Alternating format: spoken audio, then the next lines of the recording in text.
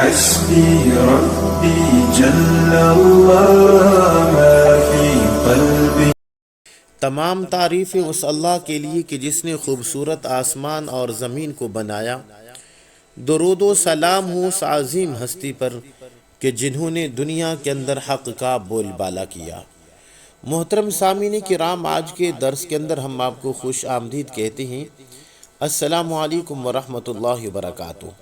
محترم سامعین کرام، آج ہم آپ کی خدمت کے اندر خلیفہ دوم جناب سیدنا فاروق اعظم کا ایک بہت زبردست واقعہ بیان کرنے جا رہے ہیں.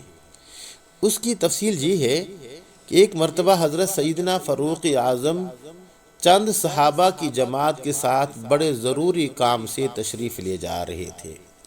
راستے میں ایک بوڑھی عورت ملی جن کی کمر مبارک بھی جھک گئی تھی اور وہ لاٹھی کے سہارے سے آہستہ آہستہ چل رہی تھی. حضرت سیدنا فاروق اعظم سے فرمایا، قف یا عمر، یعنی کہ اے عمر تم ٹھہر جاؤ، کہاں لپکا جا رہا ہے؟ تو حضرت سیدنا فاروق اعظم ٹھہر گئے اور بڑھیا لاٹھی کے سہارے سیدھی کھڑی ہو گئی اور فرمایا، اے عمر، میرے سامنے تیرے اوپر 3 دور گزر چکے ہیں. ایک دور تو وہ تھا کہ تو سخت گرمی کے زمانے میں اونٹ چرایا کرتا تھا اور اونٹ بھی چرانے نہیں آتے تھے. صبح سے شام تک حضرت عمر اونٹ چرا کر آتے تو خطاب کی مار پڑتی تھی کہ اونٹوں کو اچھی طرح چرا کر کیوں نہیں لایا. تو اس بڑھیا نے کہا کہ تو اونٹوں کو چرایا کرتا تھا اور تیرے سر پر ٹاٹ یا کمبل کا ٹکڑا ہوتا تھا اور ہاتھ میں پتے جھاڑنے کا آلہ ہوا کرتا تھا. دوسرا دور وہ آیا کہ لوگوں نے تجھے عمیر کہنا شروع کیا، اس لیے کہ ابو جہل کا نام بھی عمر تھا. اس کی طرف سے پابندی تھی کہ میرے نام پر نام نہ رکھا جائے، تو گھر والوں نے حضرت عمر کے نام میں تصغیر کر کے عمیر کہنا شروع کر دیا تھا. جب 2 ہجری میں غزوہ بدر ہوا اور اس میں ابو جہل مارا گیا، اس وقت ان کو عمیر ہی کہا جاتا تھا. بڑھیا نے کہا کہ اے عمر، اب تیسرا دور یہ ہے کہ تجھے نہ کوئی عمیر کہتا ہے نہ عمر، بلکہ امیر المؤمنین کہہ کر پکارتے ہیں. اس تمہید کے بعد اس بوڑھی عورت نے کہا، اتق اللہ تعالی فی الرعیتی، یعنی کہ رعایا کے بارے میں اللہ تعالیٰ سے ڈرتے رہنا. امیر المؤمنین بننا آسان ہے مگر حق والے کا حق ادا کرنا بڑا مشکل ہے. کل قیامت کے دن حقوق کے بارے میں پوچھ ہوگی، لہذا ہر حق والے کا حق ادا کرو. حضرت سیدنا فاروق اعظم زار و قطع رو رہے ہیں، یہاں تک کہ داڑھی مبارک سے ٹپ ٹپ آنسو گر رہے ہیں. حضرات صحابہ کرام جو اس وقت ساتھ تھے، انہوں نے بوڑھی عورت کی طرف اشارہ کیا کہ بس کر، تشریف لے جا.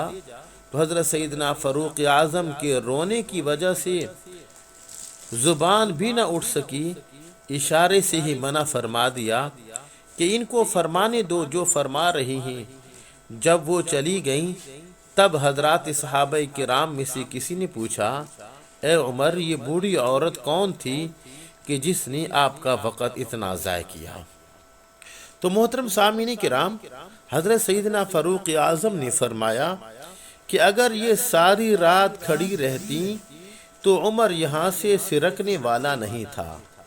سوائے فجر کی نماز کے یہ بی بی صاحبہ، یہ بوڑھی عورت خولہ بنت ثعلبہ ہیں کہ جن کی بات کی سنوائی 7ویں آسمان کے اوپر ہوئی اور حق تعالی نے ارشاد فرمایا، قد سمع اللہ قول التی تجادلک فی زوجہا وتشتکی الی اللہ، جس کا ترجمہ یہ ہے کہ بالیقین اللہ رب العالمین نے اس عورت کی بات سن لی جو آپ سے اپنے شوہر کے بارے میں جھگڑ رہی تھی اور اللہ تعالیٰ کے آگے جھینک رہی تھی.